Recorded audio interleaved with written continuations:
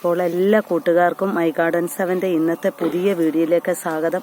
നമ്മളിവിടെ ഗ്രോ ബാഗിൽ വെച്ചിരുന്ന ഇഞ്ചി ഇന്ന് കിളയ്ക്കുവാണേ. വേണ്ട എടുത്ത് നോക്കുവാണ്. നാടൻ ഇഞ്ചിയായിരുന്നു നട്ടത്.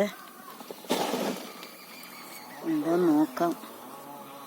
കണ്ടോ, നല്ല നാടൻ ഇഞ്ചിയാണ്. നമുക്ക് അത് ശരിക്കും പറഞ്ഞാണ്ട് ഇതൊരു വിത്താണ്. കണ്ടോ, ഏറെയുണ്ട്. നല്ലൊരു വിത്ത്.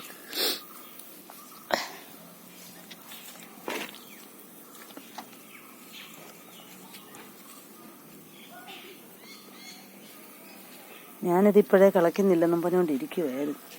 അപ്പം അമ്മ പറഞ്ഞു കളച്ചിട്ട് വേറെ നമുക്കൊന്ന് നല്ലതായിട്ട് 2-3 ഗ്രോ ബാഗ് ഇതുപോലത്തെ ഉണ്ട്. അപ്പം അതിനകത്തിലോട്ടൊന്ന് നടാം വിചാരിക്കുന്നു. കുഴപ്പമില്ല, ആകപ്പാടെ ഒരു 7 മൂടം കണ്ട് 7-8 മൂടം കണ്ട് ഞാൻ നട്ടത്.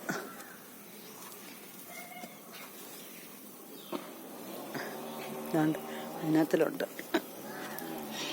അപ്പോൾ കൂട്ടുകാരെ, ഇത് കാണുന്നതോടൊപ്പം തന്നെ സബ്സ്ക്രൈബ് ചെയ്യാനും ലൈക്ക് ചെയ്യാനും ഷെയർ ചെയ്യാനും മറക്കല്ലേ. നിങ്ങളെല്ലാവരും ഇതുപോലെ ചെയ്ത് നോക്കണം.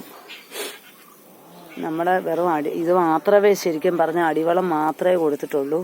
എല്ലുപൊടിയും വേപ്പും പിണ്ണാക്കും, പിന്നെ കുറച്ച് കോഴിക്കാഷ്ടവും, പിന്നെ അത്രയൊക്കെ ശരിക്കും പറഞ്ഞ് ചെയ്തിട്ടുള്ളൂ. എന്നാലും എനിക്ക് ഒത്തിരി സന്തോഷമുണ്ട്. ശരിക്കും പറഞ്ഞ ഒരു 7-8 മൂടെ ശരിക്കും വെച്ചിട്ടുള്ളായിരുന്നു. ഇതേ എൻ്റെ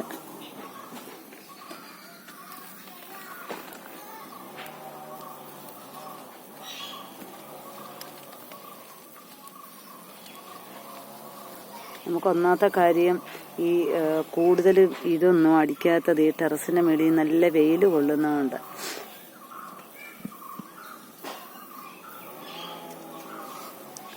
രണ്ട് കൂട്ടുകാരെ, ഒരു മൂടാണ് ഇത്. കണ്ട് ഞാൻ പറഞ്ഞില്ല, ആകെ ഞാൻ ഒരു 7-8 മൂടെ വെച്ചിട്ടുണ്ടായിരുന്നു. അതുകൊണ്ടിട്ട് അങ്ങേ അറ്റത്തുണ്ട്.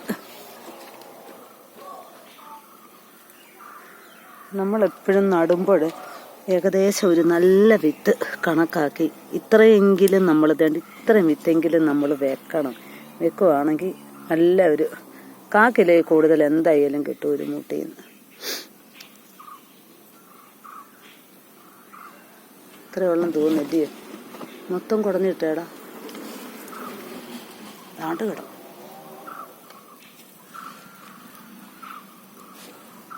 ഇത് തന്നെ നമുക്ക് തിരിച്ച് നടാം, ഇല്ലയോ? ഇത് നല്ല സൈസ് ഇഞ്ചിയാ. ഇതേ കിളിപ്പ് വന്നടാ, ഇതെല്ലാം കിളിപ്പ് വന്നു കേട്ടോ. നടാൻ പാകമായെന്നാ തോന്നുന്നു.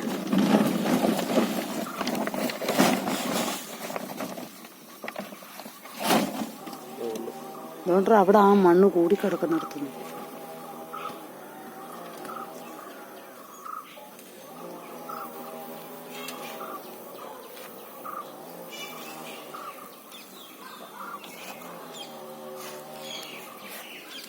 അപ്പോൾ കൂട്ടുകാരെ, എൻ്റെ ഇഞ്ചി വിശേഷങ്ങൾ ഇത്രയേ ഉള്ളൂ. നിങ്ങളെല്ലാവരും പരീക്ഷിക്കുക. വെറും ഒരു 7-8 മൂടാണ്. എന്തായാലും എനിക്ക് 1 കിലോ 1.5 കിലോയ്ക്ക് അടുത്തുണ്ടെന്ന് തോന്നുന്നു, അല്ലയോ? ഉണ്ടോടോ? അപ്പോൾ ഓക്കെ, താങ്ക് യു.